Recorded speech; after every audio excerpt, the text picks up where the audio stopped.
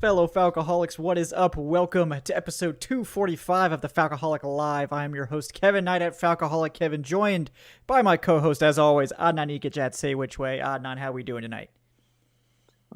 Just braving the summer. It's supposed to rain in Atlanta every day, so, just waiting on training camp, counting down the days. Another month or so left. Yeah, well, we'll definitely touch on that a little bit, guys, before we get started with our show topic today. Before we get to that, even want to welcome in a very special guest. You guys know him very well. Eric Robinson at _Eric_Robinson, now at ESPN, formerly, of course, my co-host on this program and longtime writer at the Falcoholic. Eric, how are we doing? ESPN Eric. ESPN. I'm doing good. Until that, he was doing great. Yeah. Doing good. I'm doing well, man. I'm glad to be on here to talk a little Falcons football and the dog days of the summer that we're in. Yep. That weird period where free agency is pretty much dead and there's no training camp and OTAs are like at the worst part of the offseason. Yeah. It's the dead zone. I mean, it is. We're going to bring you guys tremendous content, of course, throughout, and we'll have some interesting topics. This week, since we didn't actually do a schedule release show because I was on vacation, we're going to talk about the schedule now, give our game-by-game thoughts, do some initial season predictions, all that good stuff. So that'll be a fun off-season topic. I think next week we're going to get into our expectations for the offense, do a little bit of a deeper dive there, and then after that, get into some defensive expectations. And then, camp will be kind of right around the corner, but we are a little over a month out from training camp. As you guys are well aware, we're doing our training camp fundraiser for anyone that's interested in supporting that. The link is in the show description, streamlabs.com/thefalcoholic/tip. Appreciate that. All donations this month are going to that training camp fund. So really appreciate everyone who has already donated. I think we're already 10% of the way there, so we're well on our way. Appreciate you guys for that. Always, you can check out our Patreon as well. If you want to support the show on a monthly basis, it's patreon.com/Falcoholic Live. So check that out. We appreciate everyone there. As always, 5-star review on your podcast platform of choice. Subscribe, like all those YouTube algorithm things. And, of course, we just appreciate everyone hanging out and chatting with us. Brandon K. Green, Jonathan Wiggins, Jason Gaines. What's up, guys? Welcome in. Appreciate all you guys for braving the depths of the off season with us. And we'll be here for you. So tonight's topic, as you guys know, season predictions. So we're going to go week by week, look at the schedule, check out the bye week. You guys have probably heard the Falcons have the easiest strength of schedule on paper. I think as we get to the schedule, you'll see why that is, and I think it probably will bear out. But I'm interested to see the opinion of Adnan and Eric on how the season's going to go, and I wonder, we're going to go game by game, and obviously this is extremely early, so we do reserve the right, to change after training camp, after the preseason, to update, hopefully in a positive direction, these predictions, but this is just sort of our first guess. But before we jump into that tremendous discussion, I do want to read you a message from our sponsor, betonline.ag, your number one source for all your betting needs. You can get the latest odds, lines, and matchup reports for baseball, boxing, golf, UFC, and more. Or perhaps, as always, I imagine some of you are feeling overly confident in the Falcons. You can bet on Atlanta to win the NFC South right now before the rest of the league catches up to that hype train. Like I said, we're going to have our predictions now, but after training camp, it might be too late to get those good odds because, maybe the Bucs look terrible and, the Saints turn into a pumpkin and, the Panthers, well, they're on the right track. I think we all can agree, but I don't know if it's going to be that this year. But no matter what you guys decide to do, BetOnline is your sports intel headquarters this season, as they've got you covered for all your insider sports wagering needs. Basketball, MLB, NHL hockey, golf, UFC, boxing, whatever. BetOnline is the fastest and easiest way to get your betting info, including live betting options and your favorite casino and card games you can play right from your home. Head to the website today.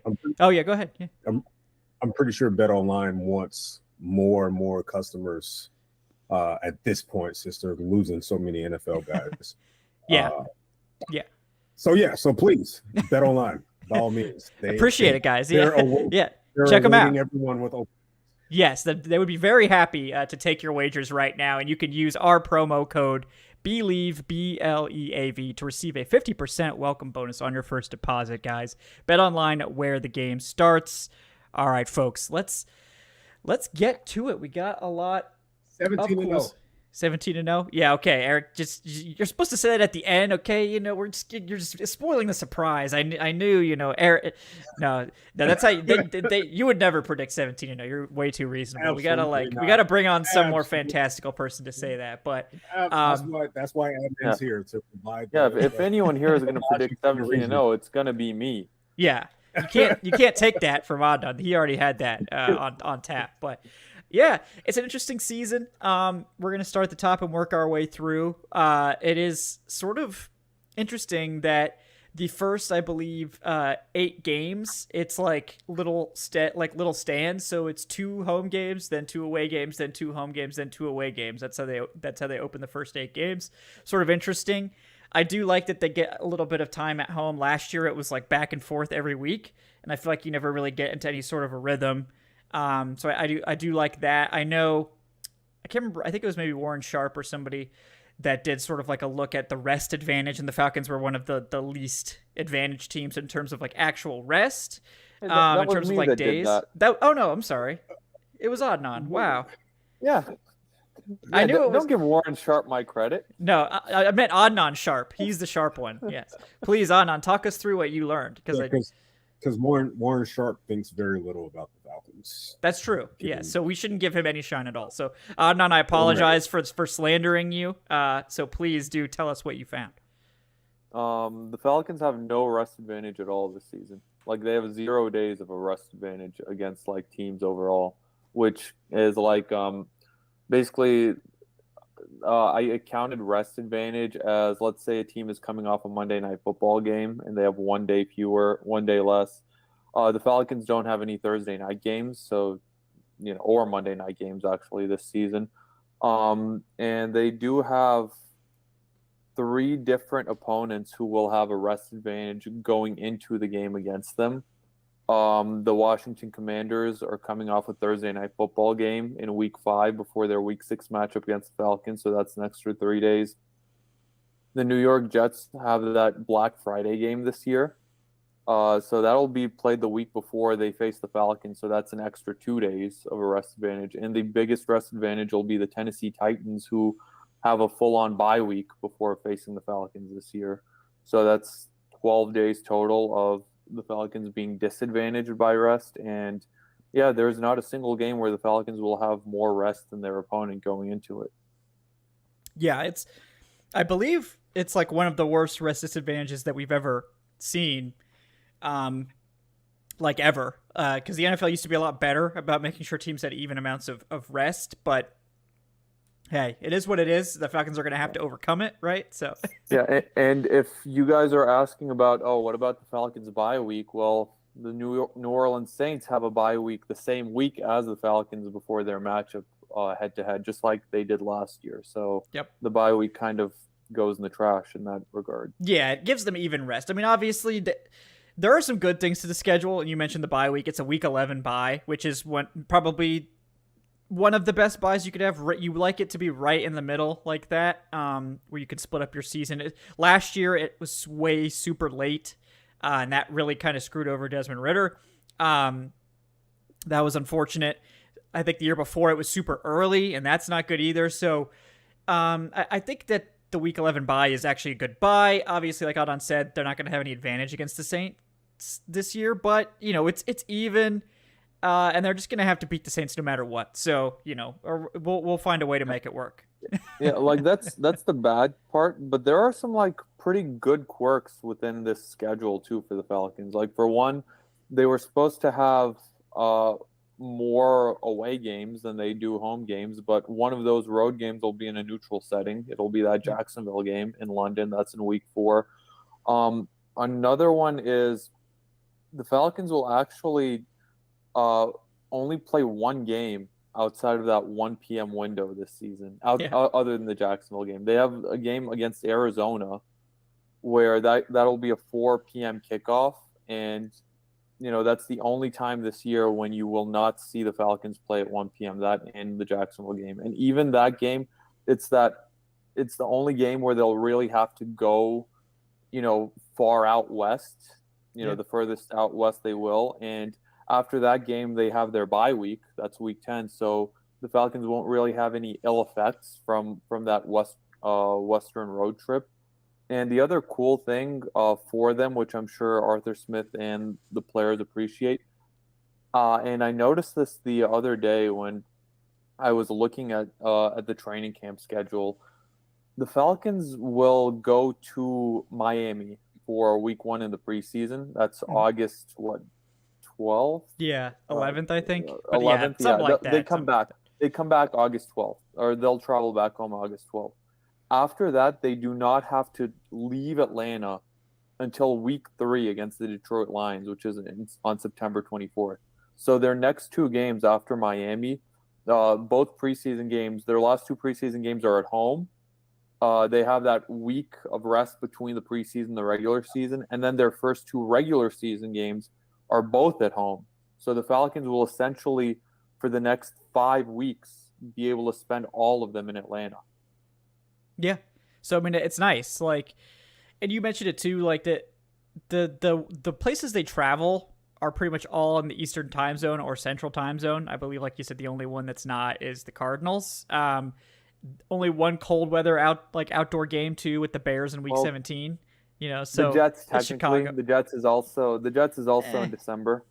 Yeah, that's true. I forget that it's week 13 is technically December, but it's not like January. And it's New York City in December too, so it's not the frozen tundra of Minnesota or I live in New York State now, so I can tell you that it's not that bad necessarily. But for a team that's used to playing in the Georgia heat, it might be a little bit different. But it's an interesting schedule. I mean, Eric, what do you think on paper? Like looking at it, any of the anything so far like stand out in terms of just sort of general interest, other than the fact they don't have any primetime games?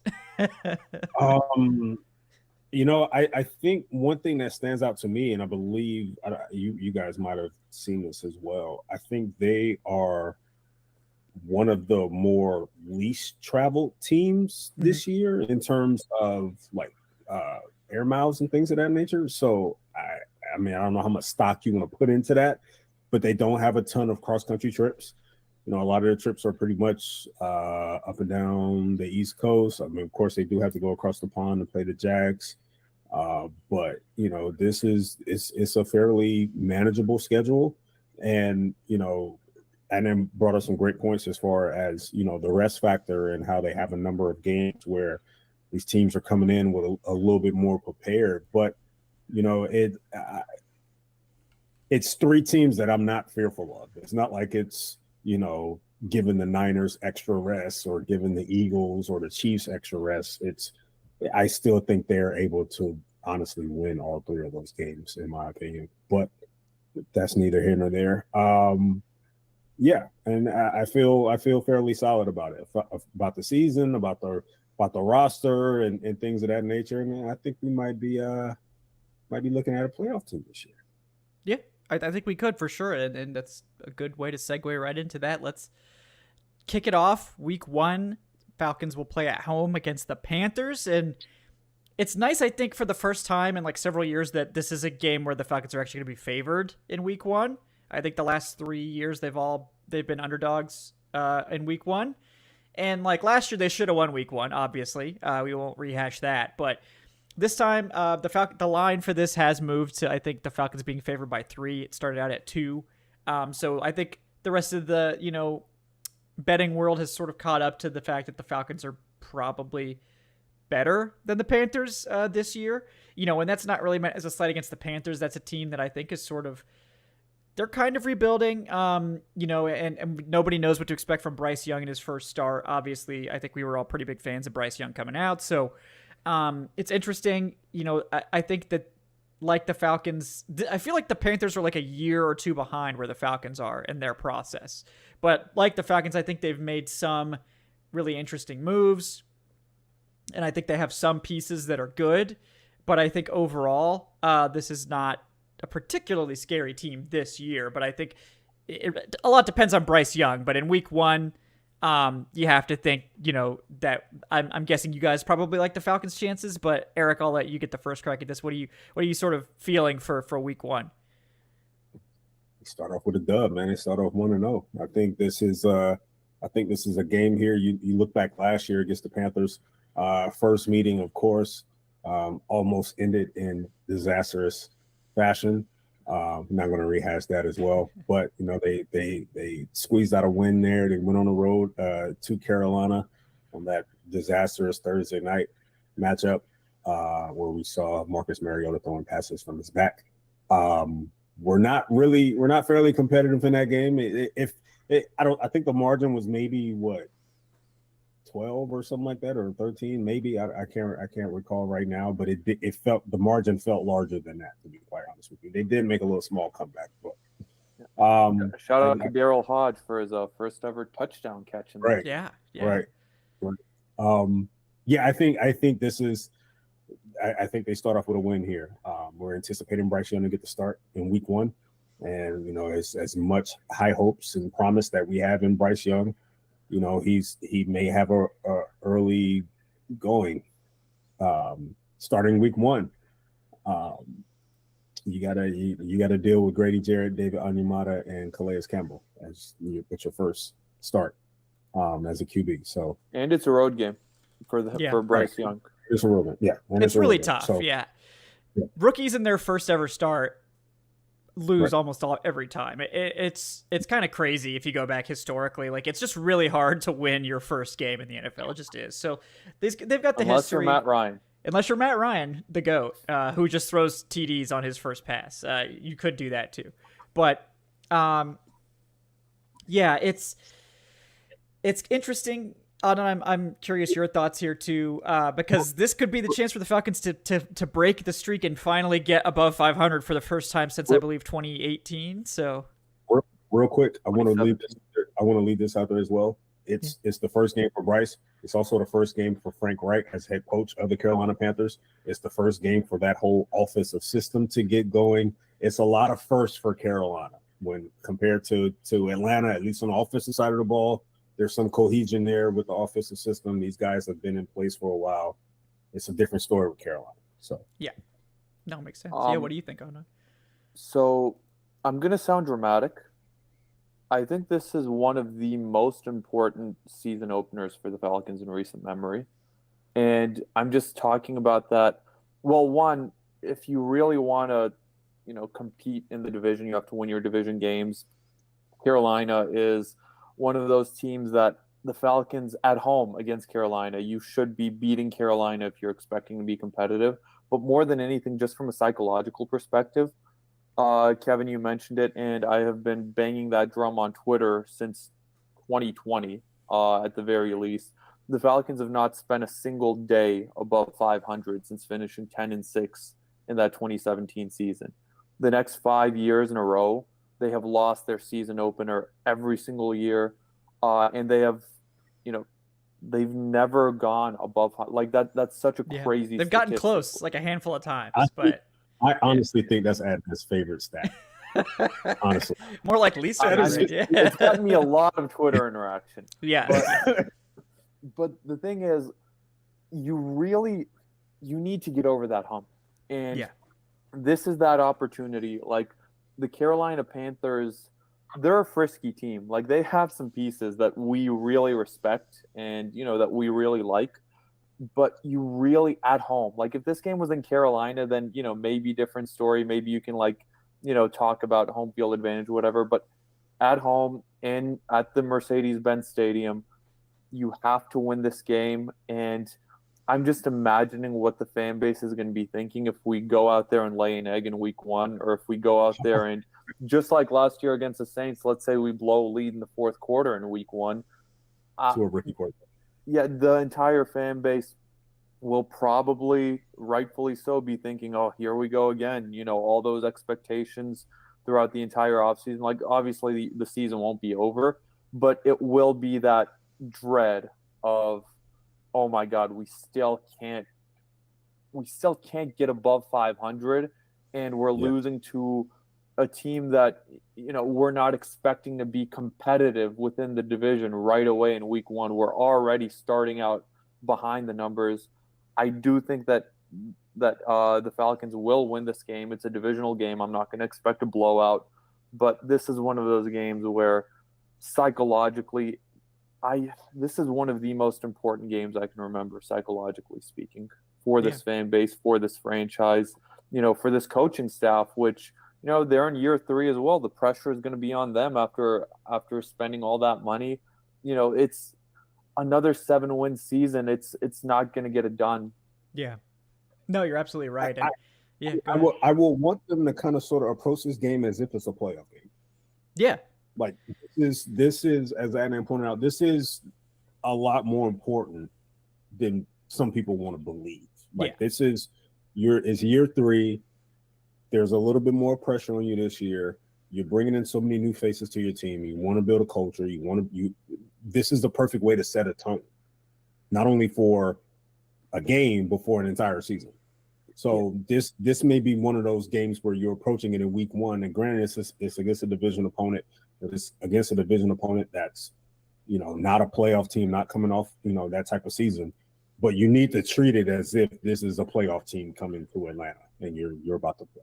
And in fairness, from Carolina's perspective, they're also looking at this game like, all right, we're facing the Falcons. It could have been a much more difficult game. They're looking at it like, all right, it's not. They're also expecting a win here. Like they're also expecting this to be all right. This is Bryce Young's first game. We're expecting the Bryce Young era to start out with a win. The Falcons have won 14 games in the past 2 years. The defensive pieces haven't meshed together yet. This will be their first game. Desmond Ridder still very unproven. We don't know the state of the passing attack for the Falcons. We know the run game will probably be very good, but it's not one of those where the Falcons are going into this game just the absolute proverbial favorite, juggernaut, like 10-point favorite. Like this game will be, both fan bases are expecting to walk away from week 1 with a win. Yeah, and I agree with that. And I think for the Panthers, it's a tough spot. It's going to be tough sledding for the team early, and the reason for that is they have several players recovering from pretty serious injuries. Austin Corbett, who I think was maybe their best offensive lineman last year overall, he tore his ACL in the season finale. He's apparently going to begin training camp on the PUP, which means that his timeline for week 1 is definitely in doubt. Also, Brian Burns, he also suffered a pretty serious injury. There's no telling how healthy he's really going to be for week 1, although I don't believe he's going to start on the PUP as far as we know, but there's questioning how healthy he's going to be. So that's 2 of their sort of pillar players that may not play or may be limited. So Jeremy Chin as well. Yeah. So, and this team behind, like if Brian Burns was not going to play, they have nobody on the edge anymore. Yetur Gross-Matos has not panned out. The next guy they have is like Marquise Haynes, Amare Barno, Henry Anderson. Like none of these guys are really scaring you. It's sort of a far cry from what we've seen in the past with that Panthers pass rush. And obviously Derek Brown's really good, but the rest of that interior, the best player on that interior is like Shai Tuttle, other than Derek Brown. So, and Tuttle's fine. I think he's like a solid NFL starter, but again, like it's sort of fallen a long way from the heyday. And again, this is like a team that's in the midst of a rebuild. So yeah, I think it's going to be a dub for me. I think it's going to be a dub for you, both of you guys as well, right? Yeah, all right. It better be. Yeah, it better be. I like it. Starting off with that one. And there's going to be someone out there who's saying, "Oh, like it's no big deal. It's only one game." This game's a big deal. Like this game is, if you want the fan base, if you want the players, if you want everyone to buy into the process, which we are so far, you need to get the results, and it starts with the Carolina Panthers at home. These are the games you need to win. Yeah. And it's the Panthers, especially if Austin Corbett doesn't play, the interior of that line is the weak spot, because I think Ike Ekwonu probably is going to take a step forward. I think he's going to be a really good player. And then Taylor Moton. I liked Ike last year. I was a big fan, but he didn't have like an amazing season last year, but I think it was for a rookie. I think it was fine. And then of course Taylor Moton is really good. So, you know, I hear interior offensive line issues. Yeah, so maybe a chance for this new Falcons interior defensive line to flex its muscles a little bit. So, and yeah, Nico asked who they have at running back. They spent a lot of money to bring in Miles Sanders, and I do not think that's going to go down very well. Miles Sanders, I think if you look at the advanced stats, fewest yards after contact of any player in the NFL, had most of his yards up because of that Philadelphia offensive line. He's an Eagles offensive line merchant. Yeah, I was very I question that a lot because he's an awful pass blocker and not a very good receiver either. So paid a lot of money to a guy that probably had a lot to I mean, everybody who carried the ball behind that Eagles offensive line was great. So I mean, it odd choice to spend big on that running back salary cap wise. So I believe he's making more money than Bijan Robinson. So we'll see how that goes. But yeah, we're starting off with that dub. I did want to get to Brandon's question real quick with the $2. Thank you so much, Brandon. It says, thoughts on how that first preseason game against the Dolphins will go with Vic Fangio leading the defense. Brandon doesn't even want the regular season. He wants to know about the preseason first. I'm sorry we skipped it, but we got to give preseason results? Yeah, we got to predict the preseason. Guys, now. Come on. It's interesting. Yeah, I don't know if they're going to win that game or not. Do not bet on the preseason, by the way. Don't do that. I will never sanction that. But I think it's a good test. I think that's I think it's a really good test. Is it? Yeah. How much of a test is it? The Dolphins are like a playoff contender. Well, no, but how much are we going to see? That I couldn't tell you. I mean, maybe a series or two. See one series. Yeah. May see one series apiece from Tyreek and Jalen, and then they're gone. Exactly. So I think it'll be they as a playoff team they should have good depth too in theory. So it could be a good test for the Falcons' depth against their depth. I think it'll be interesting, but I don't know that you're going to learn a whole lot from the first preseason game. Probably more the second one. Yeah. And Vic Fangio is a veteran defensive coordinator, veteran play call. He's not going to show you anything special. No. Yeah. All right. It's not going to be like what's his name a few years ago where he kept dialing up the blitz every single fucking time against the Jets. Oh my God, yeah. The Saints bounty gate DC. What was his name? Greg Williams. Greg Williams. Yeah, that's who it was. Yeah, man.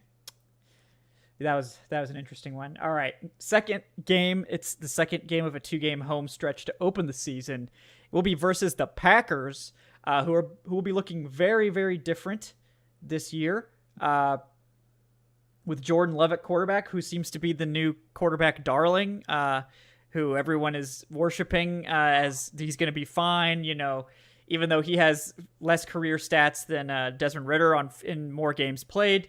Everyone seems to be very confident that Jordan Love will be a fine to good quarterback, and everyone thinks Desmond Ridder will suck. So that this will be a good opportunity to address that narrative.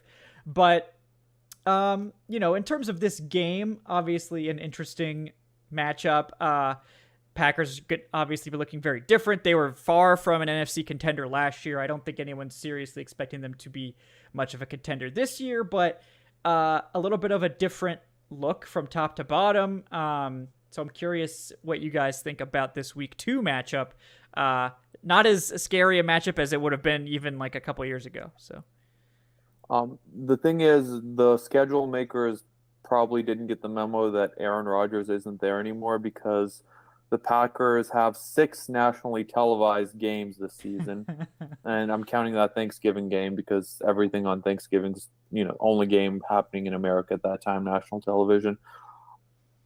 I don't want to fucking see Jordan Love on my screen 6 times this year, not having an option to watch any other game. Yeah, he hasn't been good.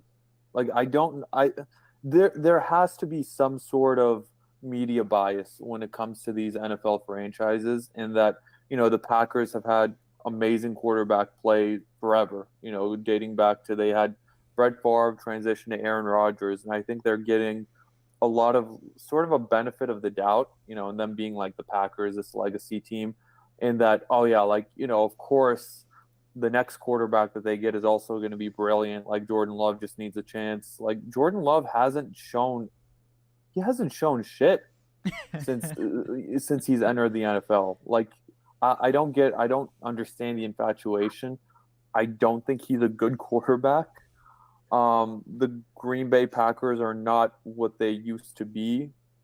I have this game as it's a home game. I have this game as a win too. Like I think this game, well, I don't want to say that it's going to be easier than the Panthers game, but I think after, yeah, I mean, yeah, it could be. The Packers aren't good. I think getting over that hump will be huge in that Panthers game, and starting off 1-0, I think you'll ride that momentum home against the Packers. And I have this game as a relic. I think the Falcons win this game by double digits. And I agree with you, and it's because they match up really well against the Packers, and I was going to get to that, but I do want to give Eric a chance to weigh in first. What do you think about this one, Eric? I want to give Jordan Love, and I will give Jordan Love the benefit of the doubt. He's the guy who had to sit behind Aaron Rodgers for 3 years. Now he's got his first full offseason as the guy. And everybody, it's not like he's trying to, get implemented with a team full of, or a unit full of veterans. Like his wide receiver core is just as young as he is. But I also feel like this is one of those games that the Falcons trip up on. I mean, and historically it would be for sure. So it's to me, I would love to see them win this game. It is a winnable game. I'm not looking at the Packers like one of those traditional Green Bay Packers teams, but I do think I want to give him the benefit of the doubt. And I do think early on, you may see some struggles from Jordan Love, but I think he has enough potential to kind of sort of work the kinks out as the season goes on. But this will be his second game of the year. I think the Packers win, but I think they win defensively. I think their defense makes enough plays to squeeze out a win here and kind of sort of bail out Jordan Love and him getting off to, I don't want to say a slow start, but him getting off to a minimal start to the season at least. Yeah, no, that's interesting for sure. And it's interesting that you mentioned the defense because the Packers had one of the NFL's worst run defenses in 2022, allowing they allowed exactly 5 yards per carry. And I think that's probably why they're in big trouble in this one. Because the Falcons, I think we're going to see like Desmond Ritter's going to take shots and they're going to not be as afraid to throw the ball. But I think also if you can't stop the run, they're not even going to pretend to care about passing the ball. They're just going to run it down your throat. And the Packers run defense was really bad last year. 5 yards per carry allowed. Eric Stokes, their outside corner, was one of the worst run defending corners in the NFL. Quay Walker, Georgia great, one of the worst run defending linebackers in the NFL. Darnell Savage, very, very bad season for him, which is odd because he was not a bad player historically, but they were a lot better against the pass, but I think their weakness being the run is going to put them in a big, difficult situation against the Falcons, who are going to really put a lot of pressure on them with the ground game. But it's also just a very inexperienced offense with Jordan Love starting.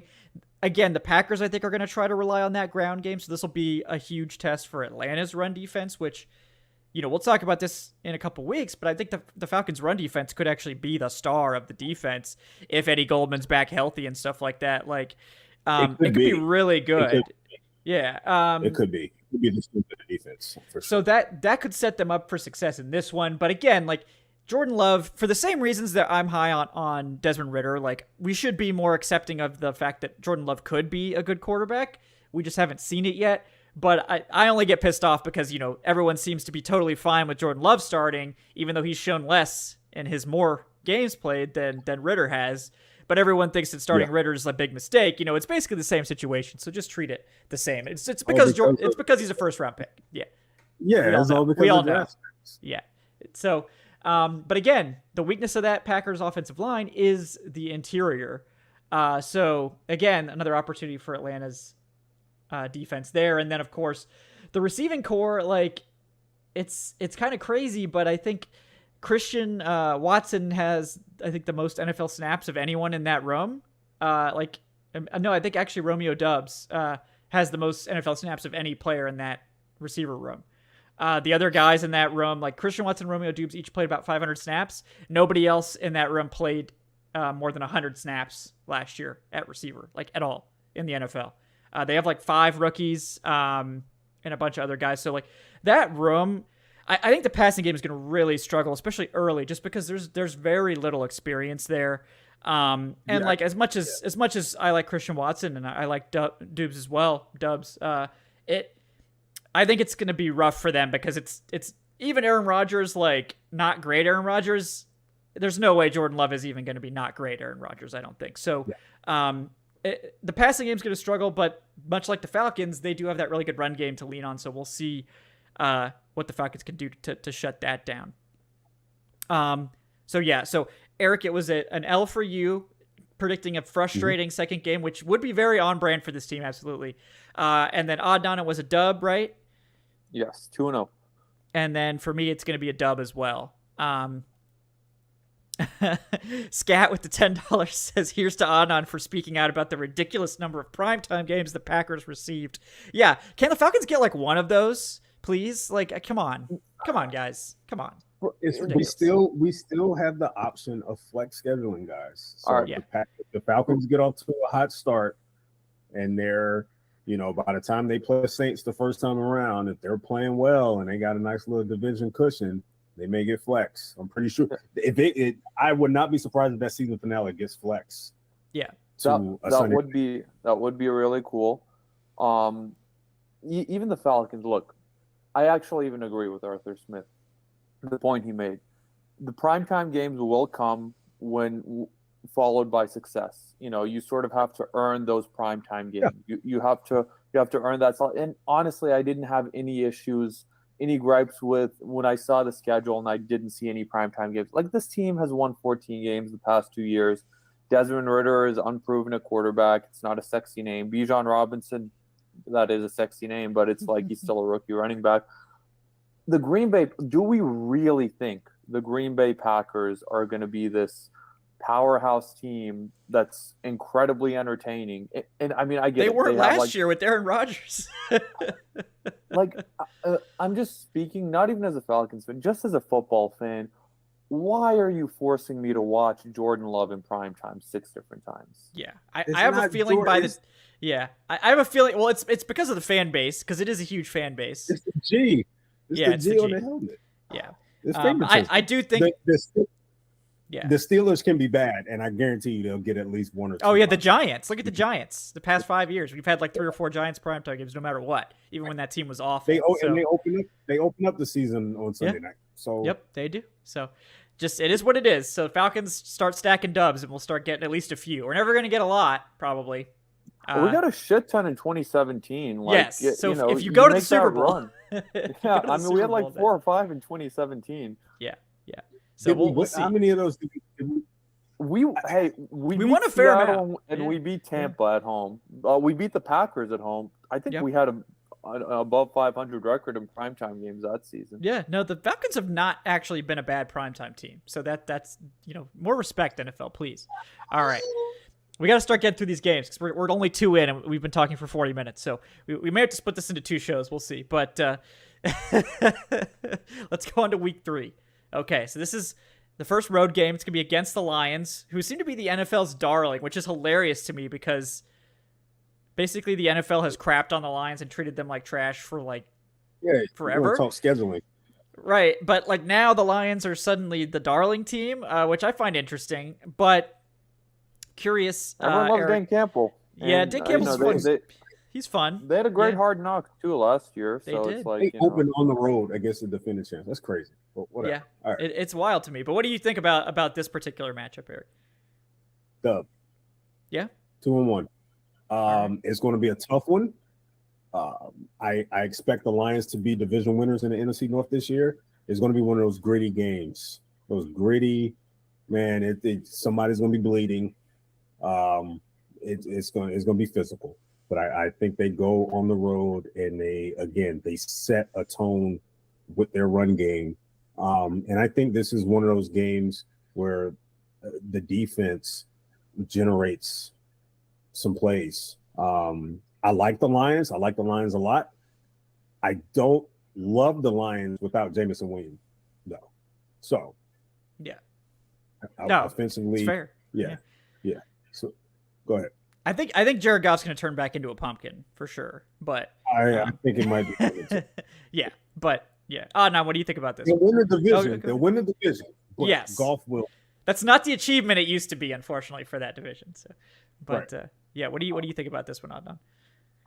First loss of the year for me. I really like and I really respect what the Lions are doing down there. I think they have some real continuity. They're coming off of one of their best years in recent memory last season. I really like Jahmyr Gibbs, even though I do think he was a slightly overdrafted. They have David Montgomery, who was solid in Chicago. It's a strong running back tandem. Amon-Ra St. Brown, I think, is one of the most underrated wide receivers in the NFL. Yeah. I do think Goff will.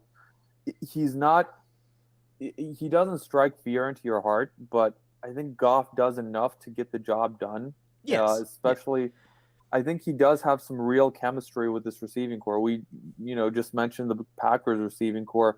This Lions receiving core has, for the most part, been together for, a couple of years now. Marvin Jones, Amon-Ra St. Brown. I actually really like Khalif Raymond, even if Jameson Williams isn't playing. Josh Reynolds is a solid deep depth group. piece.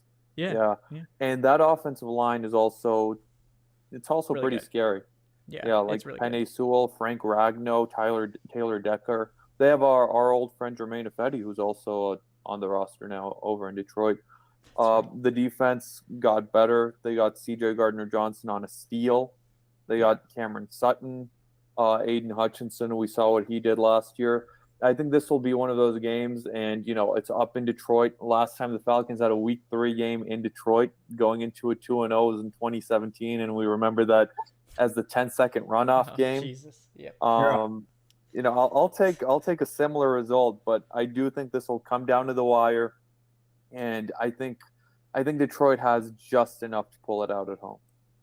Yeah, I think this is going to be a fun one. I think this is going to be a tough game. I like what you guys said. I mean, I think that this is a matchup that's going to be tough for the Falcons, defensively speaking, because I think this is going to be the first real test of the pass defense. I think Detroit, of course, is going to try to air it out as much as they can, even though I'm not necessarily sold on Jared Goff maintaining his play from last year. I mean, he had a respectable, even good year by a lot of measures.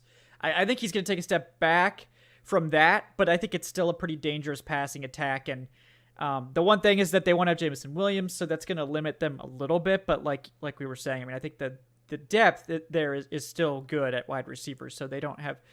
It's not like they're going to fall off a cliff without Jameson Williams. But the one thing that could change this for the Falcons is that the Detroit Lions were one of the worst run defenses in the NFL last year. They were 31st with 5.2 yards per carry allowed.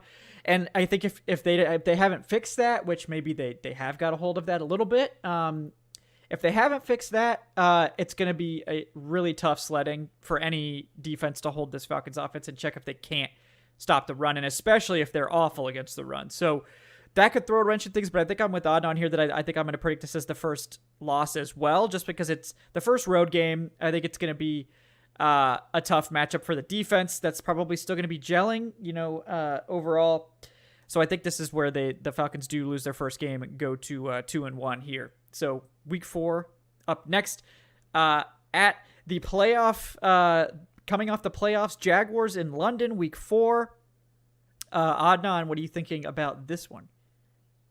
These aren't your father's Jacksonville Jaguars. Yeah.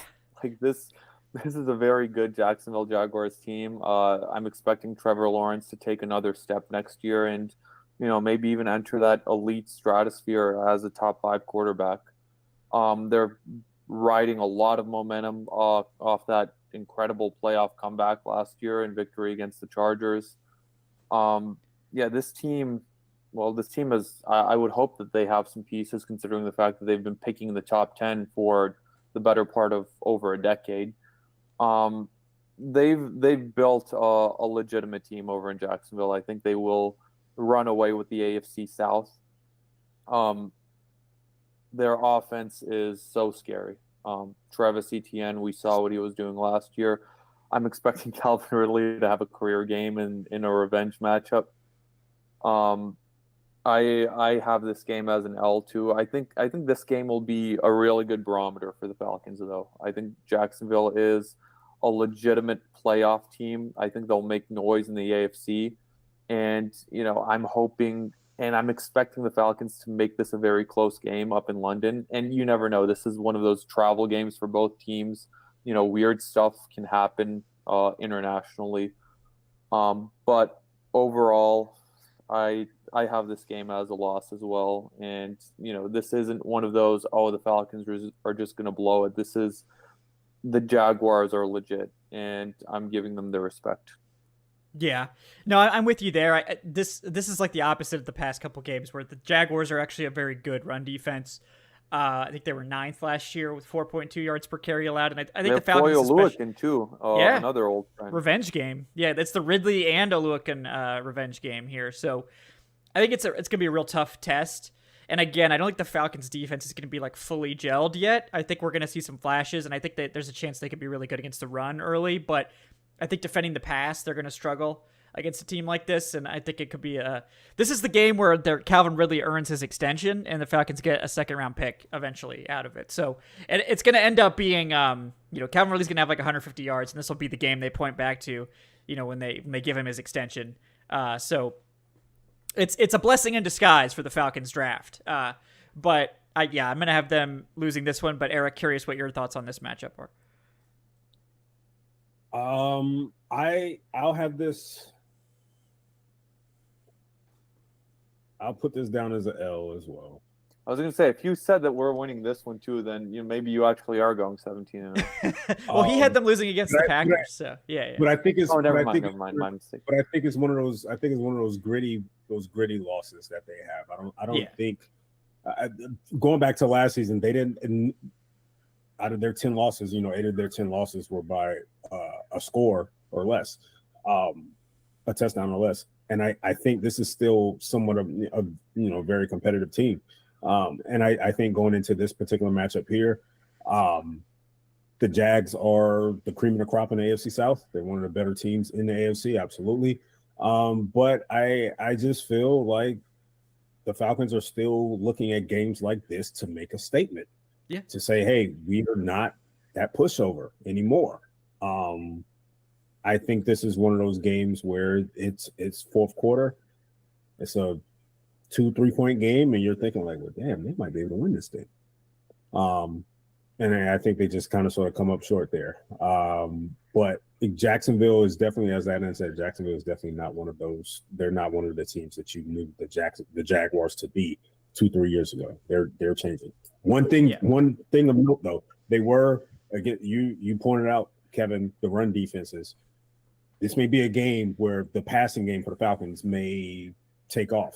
The Jags were 28th in the league last year in pass defense. So this may be one of those games where, Desmond Ridder may catch his footing here and make some plays. Yeah, and Kyle Pitts loves catching touchdowns in London. His rookie year, he only caught one over there.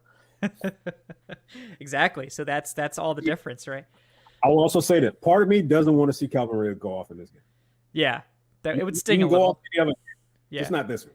Yeah, it's just sting a little, but yeah. All right, so we got. Did you? So Eric, you had this as 2-2. Loss. 2-2. Okay, so we're all at 2-2, I think. Yeah, we're all at 2-2 now. Yeah, interesting. All right. So week I 5. can't wait for the Falcons can't win on the road narrative after. Yeah, this. there we go. Yeah, they'll be like, oh, they're just a home juggernaut. Well, we'll take any kind of juggernaut at this point, honestly. But Oh my God. yeah. All right, back at home for another 2-game homestand, starting with the Texans in week 5. I kind of have a feeling what you guys are going to say about this one, but I'll let you speak on it. Eric, you take us away. Win. Big dubs. Win. Big dubs. Yep. Nothing else really to say there. I mean, the Texans are they're really far away still. I don't think they're going to be as awful as last year, but they're really far away. Yeah. Oh, now what do you think? Big dubs? New quarterback, new system, new head coach, new faces on offense, new faces on defense, on the road. And same dumpster fire organization. We better not lose to the fucking Texans. I don't care that they're coming back from London. I don't care about jet lag. I don't care about any of that. We better not lose to the fucking Texans. Yeah, let's not. Yeah.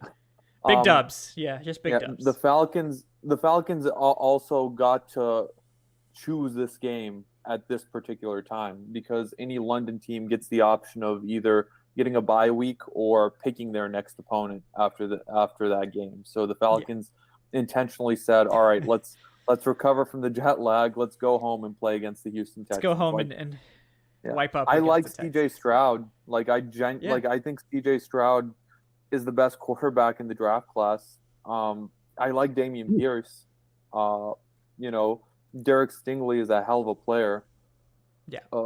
But they have Will Anderson too. They have some nice young pieces, but this team isn't ready to really do anything. I think they'll be competing for a top 5 pick again this year. Yeah. So this Houston Texans defense also notable that was the NFL's worst run defense in 2022, allowing over 170 yards on the ground per game, average. So I think they may just hand this ball off to Algier about 30 times and go home with a big dub. So I hope you're not playing against Bijan and Algier in fantasy that week. Yeah, that's gonna be that's a bad matchup for them. Yeah, it's one of those smash spots, as they say in the fantasy industry. Yeah, we get 200 rushing yards this game. Probably, yeah. I think so. 5.1 yards per carry as well, which is pretty much up there with the. Man, this will not age well if we somehow lose that game. Oh my God! Yeah, I'm not even going to entertain that. I'm not going to entertain that. We're moving on. I'm not talking about that. So I think we're all at 3-2 now. It's nice that we're all synced up here. Yep. All right, week 6 versus the Commanders, who have sort of been the nemesis of the Falcons. The Falcons have lost, I think, like the last 6 games or something like that against the Commanders. So I'm going with big dubs here. I think we break that streak against the Commanders, and Desmond Ridder emphatically proves that he's a better quarterback than Sam Howell. So that's my prediction for this one.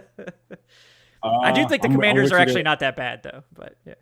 I'm with you there. I think the Commanders are, they're going to be a competitive team early on, but I foresee the wheels kind of sort of falling off with this team later in the year. And I think they catch a loss here. I think the Falcons redeemed themselves from last year's loss, which they should have won the last 2 meetings at least against this team. But the Commanders have definitely had their number for sure. So Falcons win here. I feel like this could be one of those trap games. Like you're playing at home, you're coming off a win against the Texans. You're sort of underestimating Sam Howell. That Commanders defensive line is still, very scary, even though they declined that 5th-year option on Chase Young. Like Montez Sweat is still there. Payne and Allen are still there. Like Daron Payne just got that massive contract. I like Kendall Fuller on defense. Offensively, Terry McLaurin's another one of those guys who I think is one of the most underrated wide receivers in the NFL. I like what Brian Robinson has been doing. I like Ron Rivera, as a head coach over there. He's really sort of, changed the culture a little bit. I think the Falcons kind of fuck around in this game. I think they find themselves down, sort of, punched in the mouth a little bit, but I do think that they sort of steady their footing and they just barely pull this one out, and they're sort of given that warning not to take opponents lightly. Yeah, no, I agree with what you guys said. I don't think the Commanders are going to be bad. I think they have a few notable weaknesses. I think that overall that defense is pretty good. I think they were about average against the run, so it's not like the Falcons are going to be able to totally victimize them there. But that offensive line has fallen off a lot from where it used to be. That used to be the strength of the team. They're replacing a lot of starters on that line. I don't think it's going to be particularly good, and I think that's going to really hurt them. Right. However, that defensive line is really good. So it's going to be a tough test for this Falcons offensive line against that unit, which of course is just, Jonathan Allen, Daron Payne. It's just former Falcon Abdullah Anderson looks like it's going to be their starting nose tackle. So interesting there. And then of course Chase Young and Montez Sweat. So X factor here for me is controlling the run game for the Commanders. Like, force Sam Howell to throw the ball 40 times. Yeah, if we can do that, then we'll be in great shape. I do think the Falcons pull this out and break a couple of streaks this year. They're going to break that under 500 streak, and they're going to break the Commanders streak week 6. So I think we all dubs for this one. You go in dubs as well. Yeah. All right. Yeah. All right. So I think we're all 4-2. Yeah, we're very in sync here. I like that. We're probably going to split this. Yeah. How much talk you think they'll get if they're 4-2 at this point? Honestly, I think they'll get a lot of talk after 2-0, and then it's going to be really funny because they're going to start 2-0, and then everyone will be like, "Oh, the Falcons are serious," and then they're going to lose 2, and everyone's going to be like, "Oh, they were a joke," and then they're going to win 2 more, and people are like, "Oh, are they back?" And then we're about to find out what they do after that in our predictions. But before that, I do want to give a big shout out to Michael Scott with the $100 donation. Michael. Wow. Thank you so much, brother. I really appreciate that, man. Thank you so much. Says, no question. Just appreciate that dead season grind. Enjoy training camp, Michael. We will, buddy. Thank you so much. Appreciate that. Big dubs to Michael Scott. Big dubs. Means a lot, man. Yeah. Thank you. Yeah. All right. Well, that threw me off slightly, but we're back. So, yes. So we're probably gonna have to split this into 2 shows because I'm not gonna make you guys stay here for 2 hours. But we'll get Eric back and we'll finish this up sometime in the next couple of weeks. But let's see if we can at least get to the bye. We're at week 6, Eric. It's been almost an hour. we just got to limit the dialogue. We can't limit the dialogue. This is what we do. can't. We can't limit ourselves. We're not capable of that. That's our biggest weakness is we talk too much. So, but the good news is that it's a talk show. So there's worse things than talking too much. But all right, week 7 at the Bucks. All right. So second divisional game now. Going to be at the Bucks, not the Titanic team they used to be, or even the very mid team they were last year. Adnan, curious what your thoughts are on this week 7 matchup. This game is going to be harder than I think we expect it to be. Like, we're looking at, it's Baker Mayfield, it's, they lost Tom Brady. The Bucs are going to, nosedive off a cliff this season.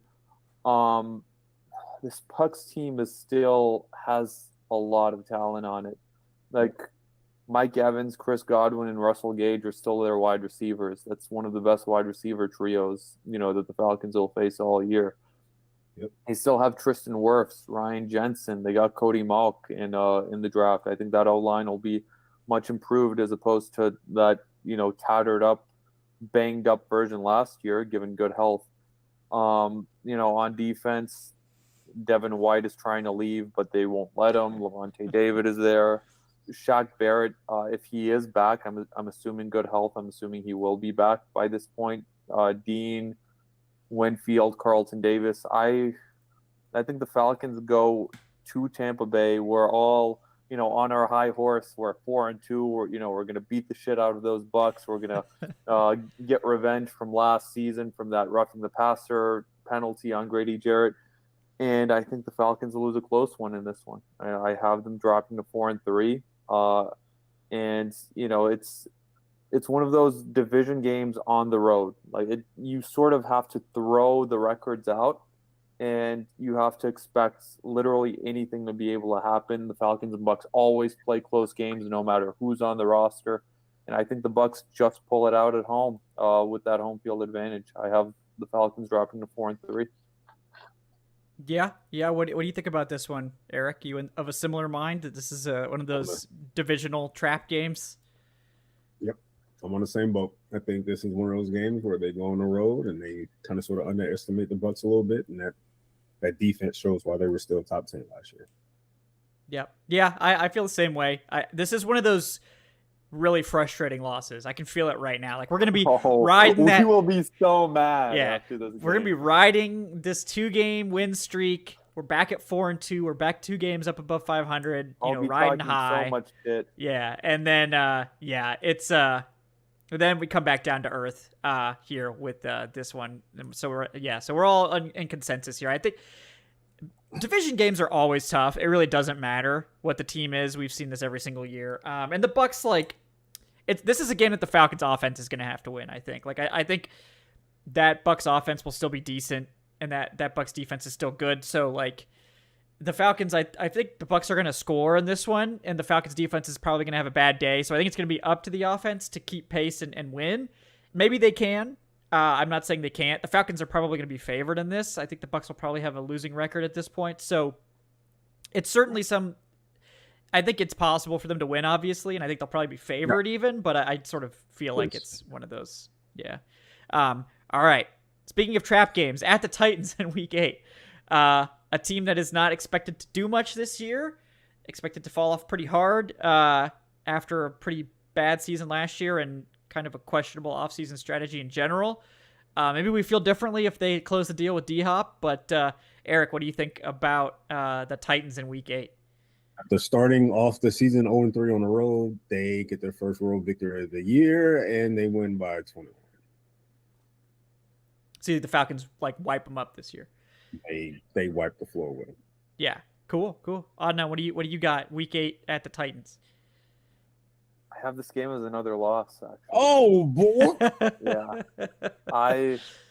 The Titans, they aren't what they used to be. They still last year were, statistically the number 1 run defense in the NFL. That's what I was honing in on. Yeah. That's their strength. I like them drafting Peter Skoronski this year. I like what they did in the draft. Their wide receivers are, leave a lot to be desired, but Treylon Burks, I think, is very fascinating. This will be one of those very tough, grinded out games. We mentioned at the top of the show, the Titans are coming off a bye week.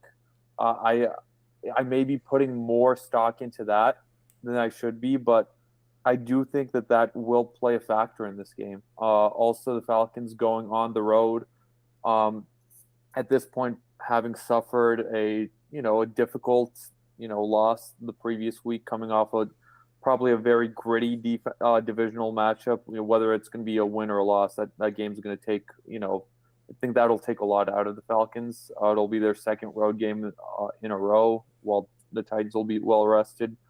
I think this will be one of those games where we look at it and we're like, God damn it, same old fucking Falcons. L dropped to 4-4. I can see it now.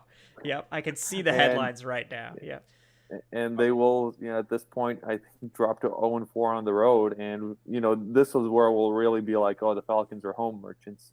Yeah, it'll be back to the old days, I don't like it, but I think they will, they still have a decent veteran quarterback in Tannehill, and I think they'll run with Derrick Henry until the wheels fall off and grind out a win. I want to correct myself. I said this was their first road win that I predicted. I had them going to Detroit and winning. That's right. So this would be their second road win. However, I think this is a game where Arthur Smith flexes his muscles. And I truly believe part of the reason why I feel like they'll get a win is I think Desmond Ridder will have things figured out by this point in the season. And you'll see Arthur Smith flex his muscles. You'll see Jonnu Smith have a little revenge as well. I think this is a game where Arthur Smith and Desmond Ridder wins it. I mean, I definitely like your scenario way more than mine. Yes, definitely. I prefer. Yes. So for the record, I feel very similar to Adnan about this game. Now, for the record, I think actually Eric is spot on. I think the Falcons are probably going to be heavy favorites, And I think that the Falcons definitely should win this game. However, I think this is going to be the most frustrating loss of the season. I think this is going to be the one game everyone gets really pissed about when we talk about it later. And it's kind of inexplicable. I think the offense just lays an egg. I think the Titans shut down the run game because they're really good at that. That's really their calling card, is limiting the rush. Their run defense is excellent. So, like, I think this is the first game where the Falcons' run defense doesn't work, or the Falcons' rushing attack doesn't work, like, all season, and it just throws things off, and it's tough. And it's sort of inexplicable. And it's going to frustrate the hell out of me, I can already tell. But I also think the post-game show will have 700. It'll be lit. Yeah, it'll be so lit because people will actually care, because the Falcons will, like, have actually won some games prior to this. But I do have this as another L, and I'm not happy about it. I can already tell, but like this one like spoke to me. I was like, oh, that's a dub, and I was like, wait, no, I don't feel good about that. So I hope that Eric is right, but I also think like Eric's explanation of the Falcons winning by 21 is equally as likely as like losing this game embarrassingly when they really should be winning. But yeah, that's sort of where I'm at as well. All right, week 9 versus the Vikings, the paper tigers of the NFC. Really curious what your thoughts are on this one, Adnan. Week 9. Well, in my scenario right now, we'll be frustrated. Well, having lost 2 games that we really think we should have won. You know, I'll be on the show before this week saying, oh, you know, we really should be 6-2 right now, but we're 4-4. And, you know, they will go back home. That'll be a welcome sight, facing a Minnesota Vikings team, which, you know, is, you know, they have some scary pieces on offense. I think Justin Jefferson's the best wide receiver in the NFL. I don't underestimate TJ Hawkinson at all. And even though they lost Alvin Cook, I still think Alexander Mattison is legit if he is healthy. Kirk Cousins is also, you know, a very, very solid above average quarterback, but that defense is a fucking dumpster fire over in Minnesota. It's really bad. Yeah. Yeah, like that defense, that is not the purple people eaters Minnesota defense from years past. Like, they were last year statistically the second worst defense in the NFL. They had a worse defense than the Texans last season. I think the Falcons bounce back here, and I think they put together, you know, a pretty emphatic victory. You know, I have the Falcons winning this game by 13 points. Nice. Okay. Yeah, I think that's certainly on the table. Eric, curious your thoughts on this one as well. Same, a convincing win. I think you go into this particular game here, you neutralize Justin Jefferson as much as you can, you walk out with a win. Yeah. I think that's the Vikings defense is really bad, so that could be the great equalizer in this. I'm 31st overall. I think year, so. right? Yeah, 31st. Yeah. Only the Lions were worse. Yeah. So I'm gonna overall last year. Oh, I think ahead. so. I'm sorry, you didn't no, you're all good. You're good. I actually was gonna look that up too. I think, let's see, against the run, they were actually not that terrible. Against the pass, they were awful against the pass. They were awful. They were terrible. Overall, I think they were 31st last year, but they lose Eric Kendricks this offseason. They lose Dalvin Tomlinson this offseason. They could be on the verge of losing Danielle Hunter after they've already traded Zadarius Smith. You're hoping that Andrew Booth comes back and is healthy. You're hoping that Lewis Seen comes back and he's healthy. You're hoping that Byron Murphy is actually worthy of the contract that he was given this offseason in free agency. You also lost Patrick Peterson, and Harrison Smith is not getting any younger. Yeah.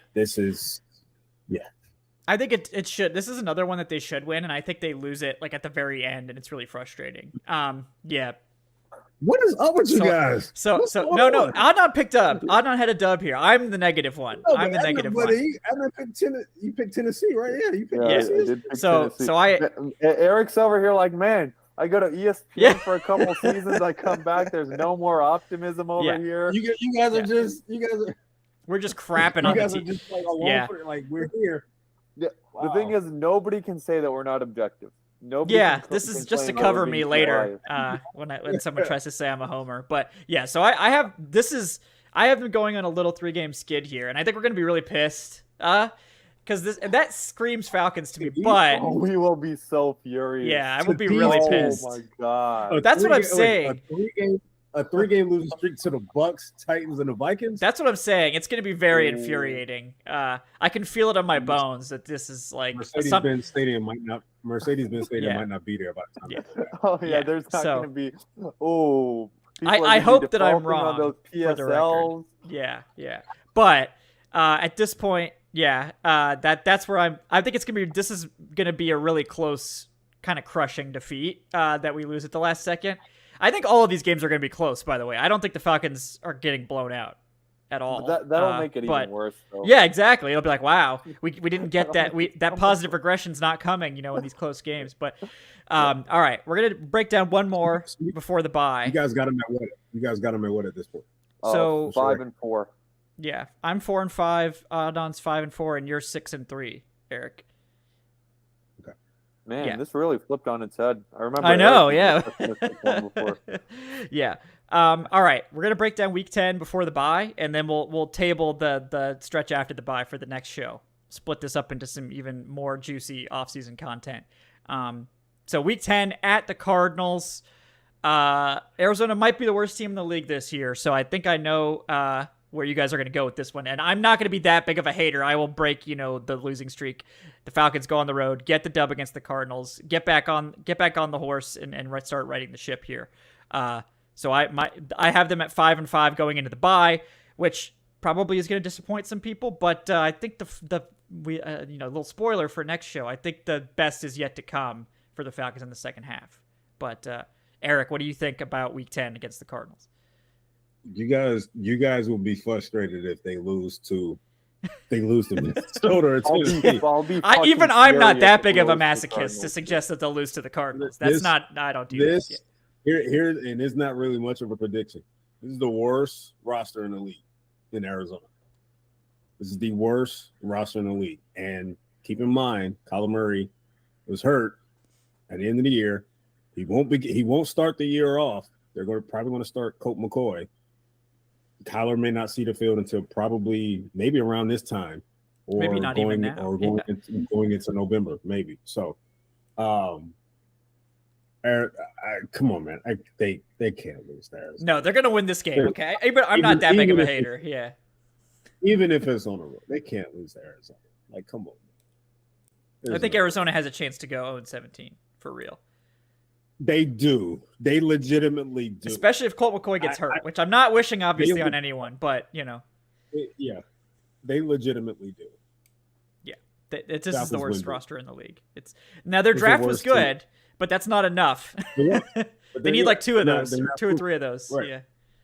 Worst roster in the league. They win big here. This might be one of those games where you might see Bijan and Algier run for 100 apiece. It's possible. Yeah. All right, so you got them 7-3 going into the bye. 7-3 going into the. I like it. The optimism. Let's go. So I got them at 5-5, and then Adnan, what do you got? Well, I think this will be one of those. I'm kidding. This better not be one of those. Do you guys want to see? Do you guys want to hear Arizona's projected starting defensive line? Please. So tell me. Zaven Collins. All right. Rashard Lawrence. All right. Lecky Fotu and Jonathan Ledbetter are their, as of now, projected starting defense. What about LJ Collier? Yeah, LJ Collier is 38.2 PFF grade last year. Yeah. This want to know what I'm hearing? What? I smell that. It's barbecue chicken, baby. I know barbecue chicken. Battle of the Birds will be over by halftime. Yeah. This will be barbecue. I think Taylor Heineke's going to play. I think Taylor Heineke might play in this one. Yeah. So some barbecue cardinal right there, baby. Awful run defense, and last year they were historically one of the worst teams in the NFL at defending tight ends.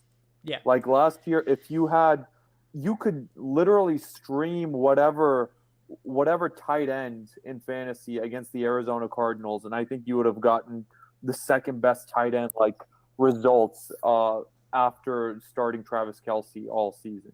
Like they were that bad against defending tight ends. So that's good news for Jonnu Smith and Kyler Pitts. And, I have this as the Falcons' first official road victory. even if Kyler Murray's back, and he should be back by week 10, possibly, he's still coming off an ACL injury. He's not going to be the same Kyler Murray. He's not going to be as explosive as he was before. Not right away. I don't think he'll be using his legs as much as he was before, and that is his primary strength. Arizona's wide receiver core, I really like Hollywood Brown, but Rondale Moore and Greg Dortch aren't striking fear into my heart. They have James Conner at running back, who's solid. Their offensive line isn't really that good. This should be a 20-point blowout win, and we should be going into the bye feeling pretty good. I have them going into the bye at 6-4 at this point. Okay, yeah. So right now, just for the record, and we will pick this up. We'll see if we can do next week. I haven't talked to Eric yet, but if not, we'll reconvene. Obviously before training camp. But Kevin's really pessimistic by having this team at 500. And the chat comment, I'm sorry for calling Kyle Pitts Kyler Pitts. Yeah, insulting. Kyle Pitts. Okay, yeah. So right now, Eric is at 7-3, Adnan's at 6-4, and I'm at 5-5 going into the week 11 bye week. So none of us had the Falcons with a losing record at this point, and we're all within a couple games. So real quick before we get off, yeah, I want us to take our respective records, right? Mm-hmm. What is the talk about the team with those respective records? Yeah. What are people saying about the Falcons if they're 5-5? What are they saying if they're 6-4? And what are they saying if they're 7-3? Yeah. Go ahead, Kevin. No, I think if we start with mine, 5-5, I don't think anyone's going to be I think Falcons fans will be a little bit disappointed. Right. It's not bad. But I think fans of the team will want more, and I think we'll be we want more too. I think the good news is that we're probably going to stomp the Cardinals in week 10, and I think that'll make everyone feel a little bit better going into the bye, especially after that 3-game losing streak that I talked about. But we got to stop the Cardinals.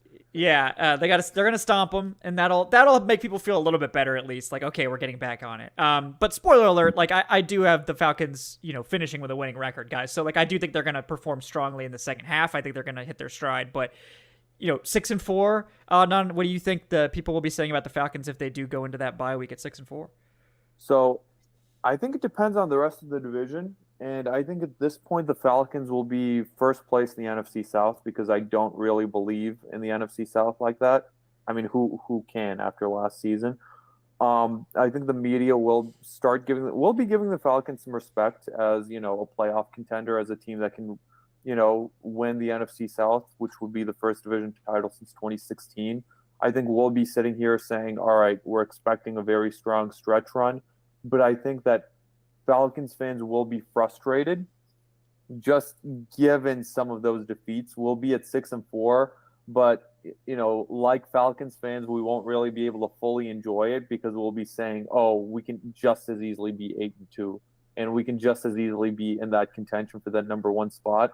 But I think the Falcons will start getting the respect, and I think we'll be sitting here saying, yeah, at this point it's all systems go. We're expecting to finish number one in the NFC South, and at this point I'll probably even be predicting a home playoff victory.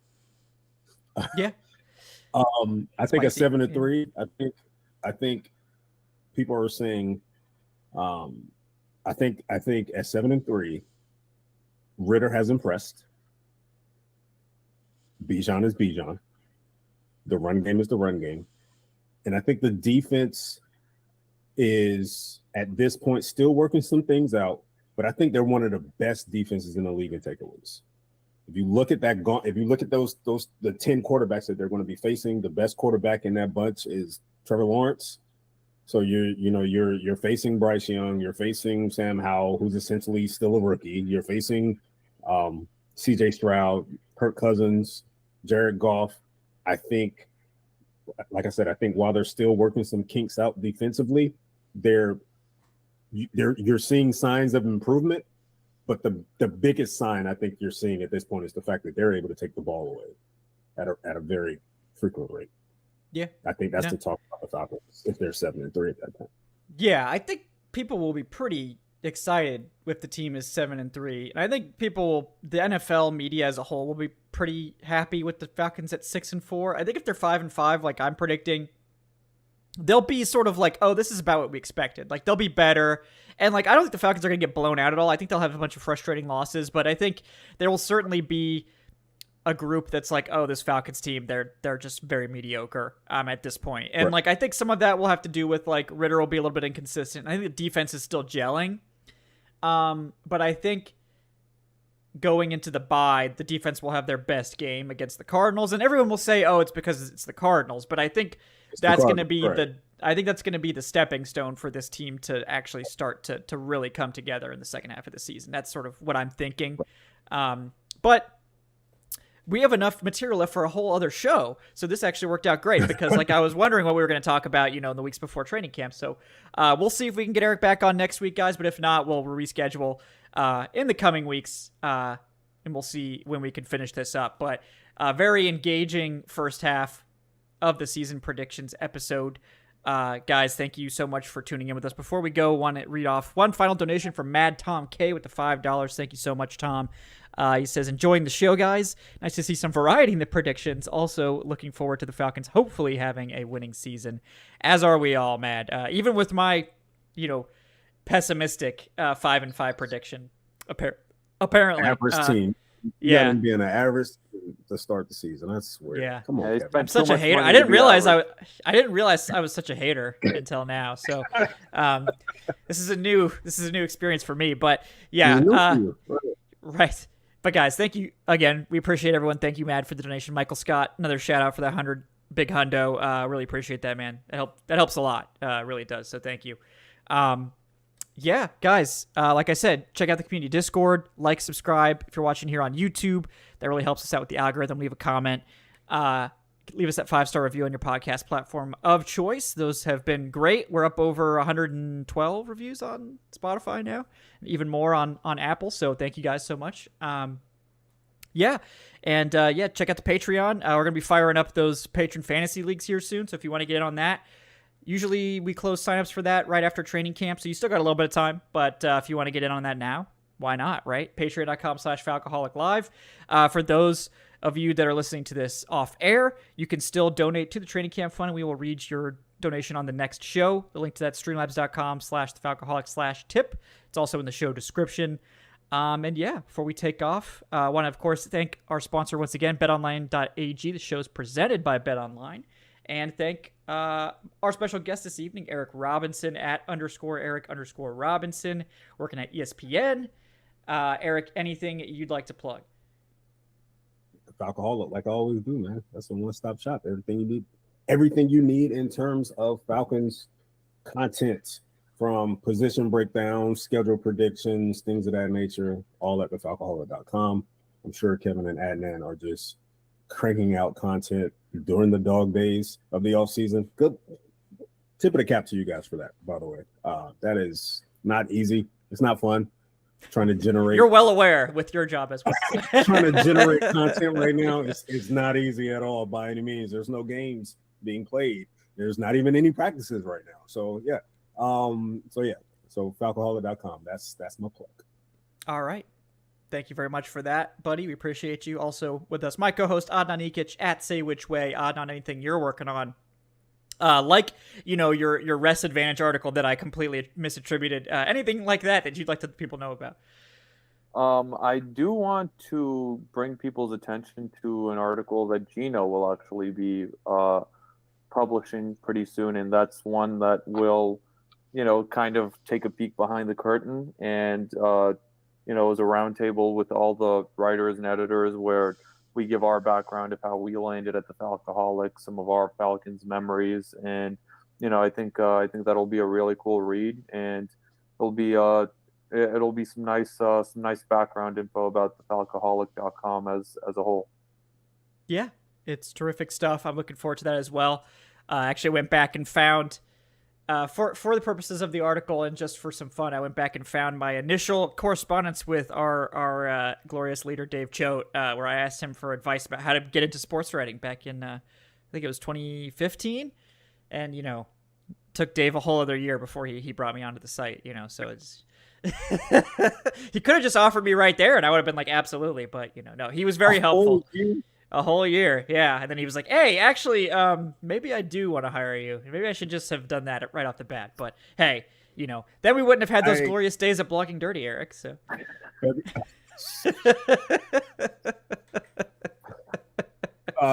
True story. February 2017. I got a DM from Dave on Twitter about possibly joining Falcoholic, and the rest was history. It was my recommendation, but not to steal Dave's thunder or anything, but I appreciate that. Thank you. Eric and I have been looking out for each other for many years. Okay, I had to rescue him from our previous arrangement. Man, that site that I don't even know why. Shout out to Potting Dirty, by the way. All 3 episodes we recorded. So.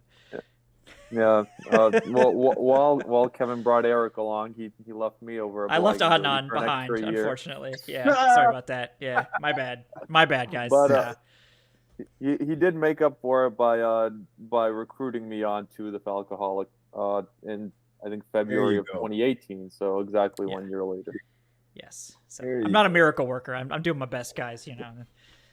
So I didn't have that much pull for a couple of years, so I had to work my way up and then do the full infiltration before we changed the site name to Blogging Dirty officially. So it's the long game. It's the very long game. We've been sleeper agents this whole time, infiltrating. So thank you guys very much for joining us tonight. Really appreciate all you guys hanging out with us for almost 90 minutes here in the depths of the off season. But we're going to keep it fun. We're going to continue to bring you guys that terrific content all through the off season. And by when you hear from us again next week, it'll be right about a month until training camp, maybe even a little bit less. So we're almost there. We're going to make it there together. Until then, guys, have a great night. Thanks again for tuning in. We will see you next time on the Falcoholic Live. Have a great night.